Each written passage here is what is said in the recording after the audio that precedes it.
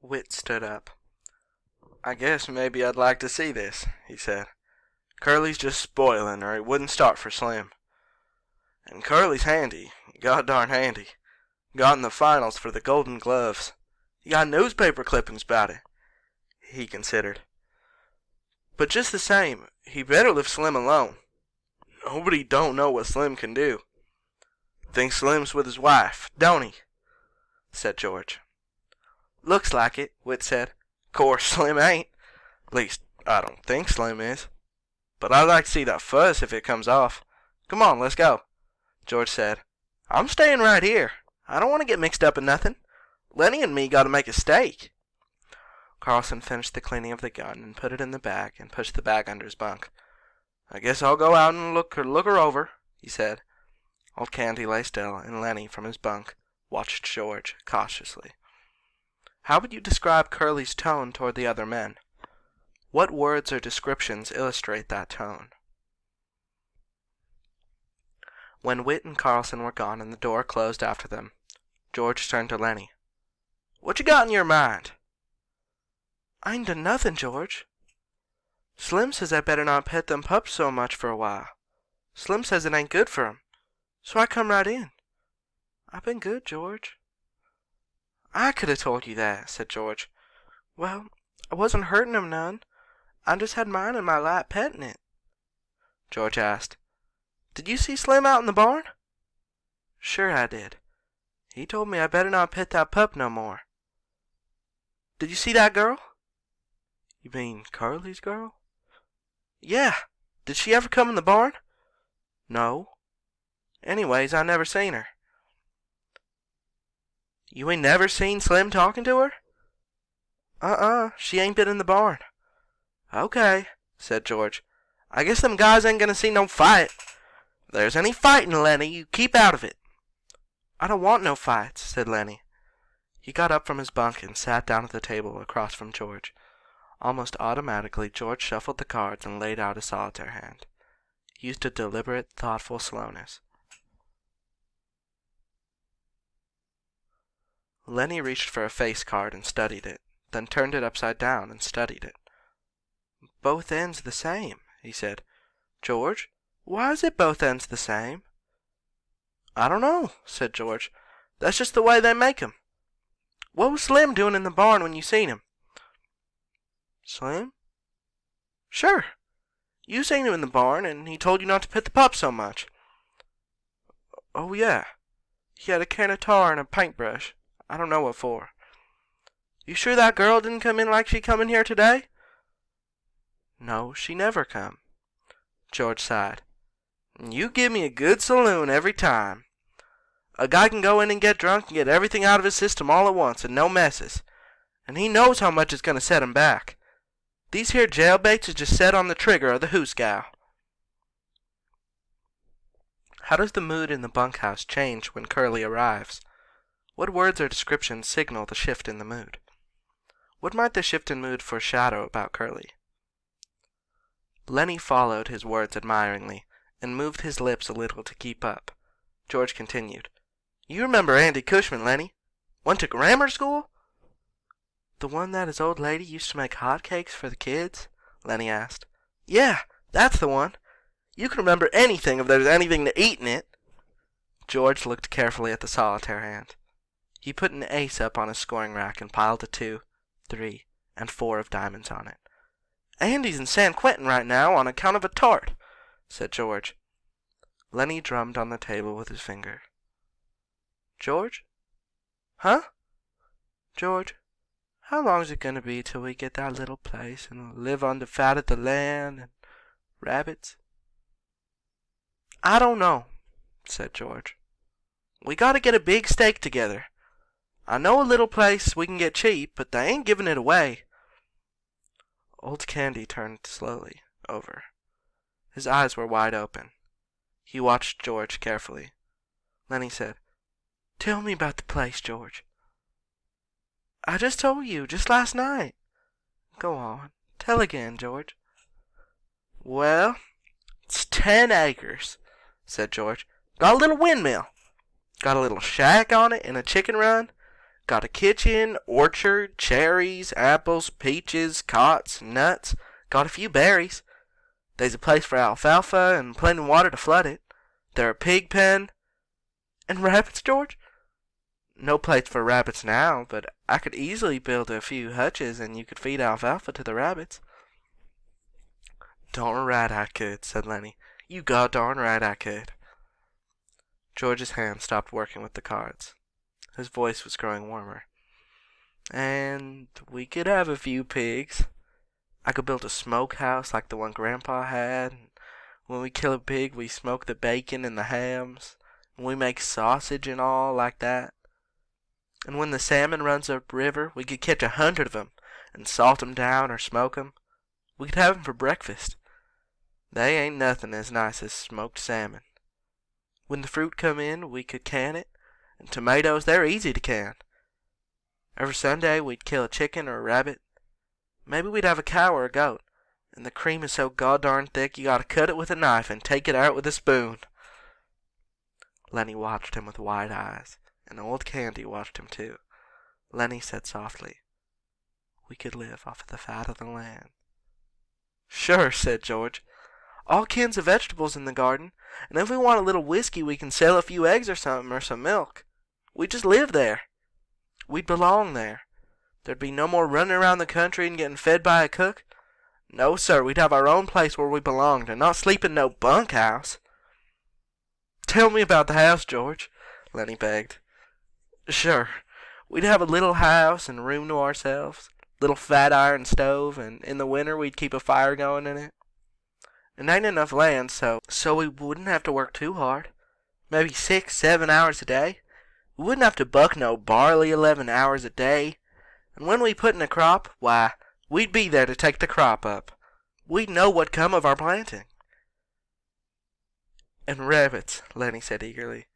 "I'd take care of all of 'em. Tell me how I'd do that, George." "Sure.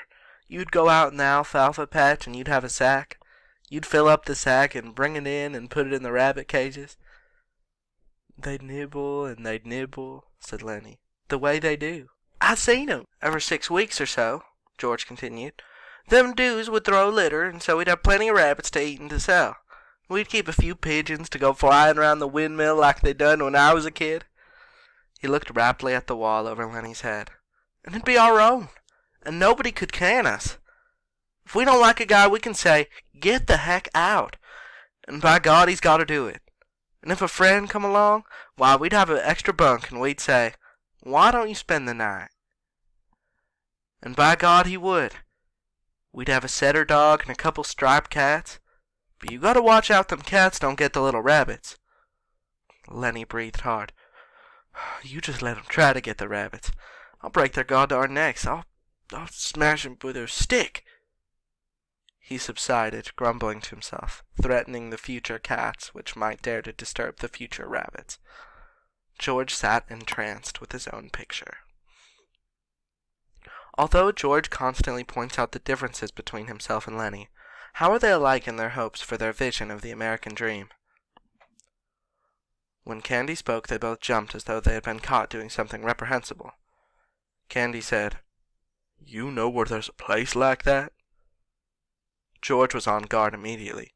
"S'pose I do," he said. "What's that to you?" "You don't need to tell me where it's at. Might be any place." "Sure," said George. "That's right. You couldn't find it in 100 years. Candy went on excitedly. "How much do they want for a place like that?" George watched him suspiciously. "Well, I could get it for $600. The old people that owns it is flat bust, and the old lady needs an operation. Say, what's it to you? You got nothing to do with us." Candy said, "I ain't much good with only one hand. I lost my hand right here on this ranch. That's why they gave me a job swamping. And they give me $250 'cause I lost my hand. And I got 50 more saved up right in the bank right now. That's 300. I got 50 more coming at the end of the month. Tell you what." He leaned forward eagerly. "S'pose I went in with you guys. That's $350 I put in. I ain't much good, but I could cook and tend the chickens and hoe the garden some. How'd that be?" George half closed his eyes. "I gotta think about it. We was always gonna do it by ourselves." Candy interrupted him. "I'd make a will and leave my share to you guys in case I kick off, 'cause I ain't got no relatives nor nothing. You guys got any money? Maybe we could do it right now?" George spat on the floor disgustedly. "We got $10 between us." Then he said thoughtfully, "Look, if me and Lenny work a month and don't spend nothing, we'll have $100. That'd be $450. I bet we could swing her for that. Then you and Lenny could go get her started, and I'd get a job making up the rest, and you can sell the eggs and stuff like that." They fell into a silence. They looked at one another, amazed. This thing that they had never really believed in was coming true. George said reverently, "Jesus Christ, I bet we could swing her." His eyes were full of wonder. "I bet we could swing her," he repeated softly. Candy sat on the edge of his bunk. He scratched the stump of his wrist nervously. "I got hurt 4 years ago," he said. "They'll can me pretty soon. Just as soon as I can't swamp out no bunkhouses, they'll put me on the county. Maybe if I give you guys my money, you'll let me hoe in the garden, even after I ain't no good at it. And I'll wash dishes and little chicken stuff like that. But I'll be on our own place, and I'll be able to work on our own place," he said miserably. "You seen what they done to my dog tonight? They says he wasn't no good to himself nor nobody else. When they can me here, I wish somebody'd shoot me. They won't do nothing like that. I won't have no place to go, and I can't get no more jobs. I'll have $30 more coming, time you guys are ready to quit." George sat up. "We'll do her," he said. "We'll fix up that little old place and we'll go live there." He sat down again. They all sat still, all bemused by the beauty of the thing. Each mind was popped into the future when this lovely thing should come about. George said wonderingly, "S'pose there was a carnival or circus coming to town, or a ball game, or any darn thing." Old Candy nodded in appreciation of the idea. "We just go to her," George said. "We wouldn't ask nobody if we could. Just say, 'We'll go to her,' and we would. Just milk the cow and sling some grains to the chicken and go to her." "And put some grass to the rabbits," and he broke in. "I wouldn't never forget to feed 'em. When we going to do it, George?" "In 1 month. Right squack in 1 month. Know what I'm going to do? I'm going to write to all them old people that owns the place that will take it. And Candy'll send $100 to bind her." "Sure will," said Candy. "They got a good stove there?" "Sure, got a nice stove, burns coal or wood." "I'm going to take my pup," said Lenny. "I bet by Christ he likes it there. By Jesus." Voices were coming from outside. George said quickly, "Don't tell nobody about it. Just us three, and nobody else. They're liable to can us, so we can't make no stake. Just go on like we was going to buck barley the rest of our lives. Then all of a sudden some day we'll go get our pay and scram out of here." Lenny and Candy nodded, and they were grinning with delight. "Don't tell nobody," Lenny said to himself. Candy said, "George." "Huh?" "I ought to have shoot that dog myself, George. I shouldn't ought to have let no strangers shoot my dog." What potential obstacle do the 3 men think may prevent their American dream from becoming reality? How do they plan to prevent it? The door opened. Slim came in, followed by Curly and Carlson and Whit. Slim's hands were black with tar, and he was scowling. Curly hung close to his elbow. Curly said, "Well, I didn't mean nothing, Slim. I just asked you." Slim said, "Well, you've been asking me too often. I'm getting god-darn sick of it. If you can't look after your own god-darn wife, what do you expect me to do about it? You lay off of me." "I'm just trying to tell you I didn't mean nothing," said Curly. "I just thought you might have seen her." "Why didn't you tell her to stay the heck home where she belongs?" said Carlson. "You let her hang around bunkhouses, and pretty soon you're going to have something on your hands and you won't be able to do nothing about it." Curly whirls on Carlson. "You keep out of this unless you want to step outside." Carlson laughed. "You goddarn punk."